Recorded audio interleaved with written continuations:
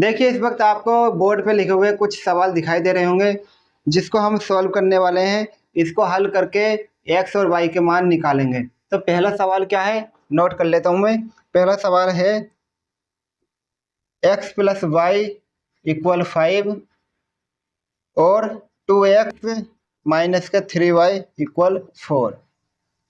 ये दो समीकरण दी गई हैं, इनको हल करके हमें एक्स और वाई के मान बताने हैं।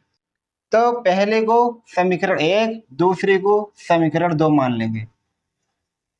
अब इसके अंदर कई प्रकार की विधियां लग सकती हैं, प्रतिस्थापन भी लग सकती है, विलोपन विधि भी लग सकती है। तो हम प्रतिस्थापन से करने की कोशिश करते हैं पहले इसको। तो प्रतिस्थापन विधि से करेंगे। तो पहली समीकरण से करेंगे, समीकरण 1 से। समीकरण 1 है एक्स प्लस का वाई इक्वल 5। यहाँ एक्स का मान निकाल लेंगे तो ये हो जाएगा 5 माइनस के वाई। ये एक्स का मान आ चुका, इसको समीकरण नंबर 3 मान लेंगे। अब ये एक्स का मान आ गया निकल के, किससे, समीकरण 1 से निकाला हमने एक्स का मान।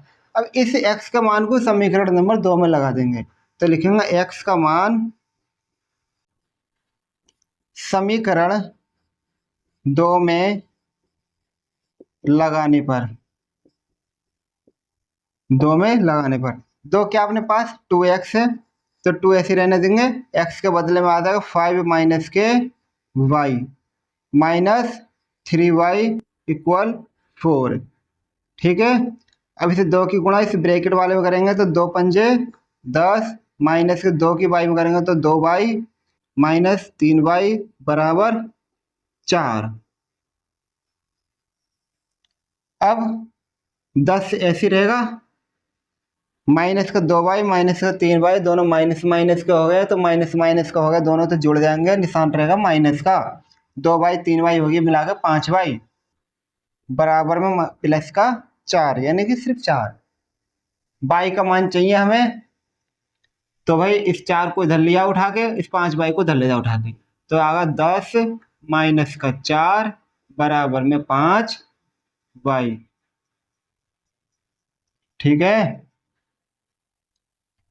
10 में से 4 कम करेंगे 6 बराबर 5y, और 6 नीचे ये 5 आ जाएगा, इसके बराबर बचेगा y, और 5 से काट लेंगे तो 5 एकन 5, एक बचेगा पॉइंट लगा कर 0, 5 दूनी 10, यानी y का मान आ गया 1.2।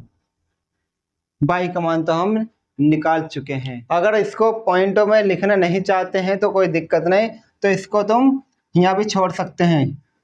कहाँ तक इसको छोड़ सकते हैं, यहाँ तक, बिना काटे पीटे भी इसको छोड़ सकते हैं। तो यानी y का मान 6/5 भी लिख के छोड़ सकते हैं, तब भी ठीक रहेगा। काटना नहीं चाहते हैं तो इसको। अब y का मान यहाँ लगाना है। क्यों लगाना है, क्योंकि y का मान क्लियर हो चुका है, पर x का मान अभी क्लियर नहीं है, क्योंकि x का मान के अंदर y आ रहा है, तो इसकी जगह हमें लगाना पड़ेगा। तो लिखेंगे y का मान समीकरण 3 में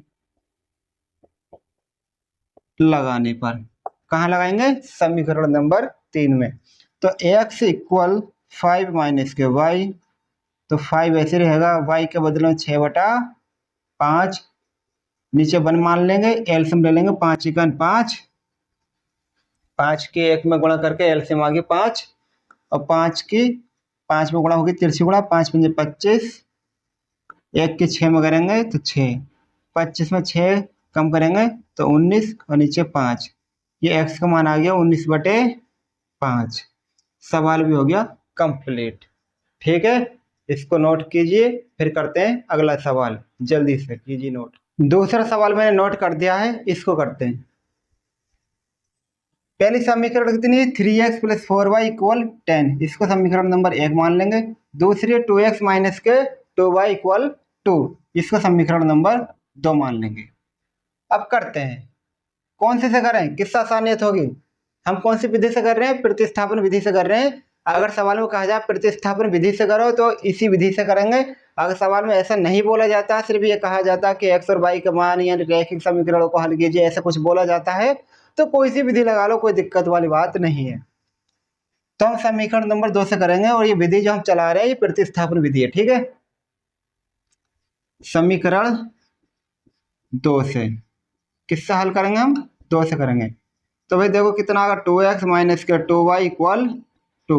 दोनों तीनों साइडों में देखो 1 2 3, तीनों जगह 2 है, यानी कॉमन निकाल लो। यहाँ से 2 निकालेंगे तो बचेगा x माइनस का y, और इधर बचेगा 2, और 2 से 2 काटेंगे, 2 एकन 2, एक बार कटेगा। अब क्या करना है, ये बचा x माइनस का y, यहाँ पर बचा 1। यहाँ x का मान निकालेंगे तो बनेगा 1 प्लस का y, ये x का मान आ चुका है। इसके बाद इसको हम कर लेंगे समीकरण नंबर 3। इस x के मान को लगाएंगे समीकरण नंबर 1 में, क्योंकि हमने 2 से स्टार्टिंग करी है ना, तो हम 1 में लगाएंगे। तो x का मान समीकरण 1 में लगाने पर, प्रतिस्थापित करने पर, लगाने पर लगाएंगे इसको, तो 3x प्लस का 4y इक्वल 10। 3 ऐसे लिखेंगे, x की जगह 1 प्लस के y लिखेंगे, प्लस का 4y प्लस का 10, सही है। 3 की 1 में गुणा करेंगे, 3 एकन 3, 3 की y में करेंगे तो 3y प्लस 4y बराबर 10। अब ये कितना हो गया, 3y 4y मिला के 7y बराबर में 10।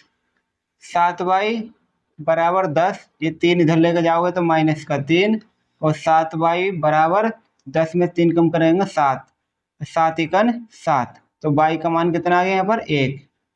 अब y का मान तो अपना मिल चुका है, क्लियर हो चुका है, रेडी हो चुका है। अब y का मान हम लगा देंगे समीकरण नंबर 3 में। तो y का मान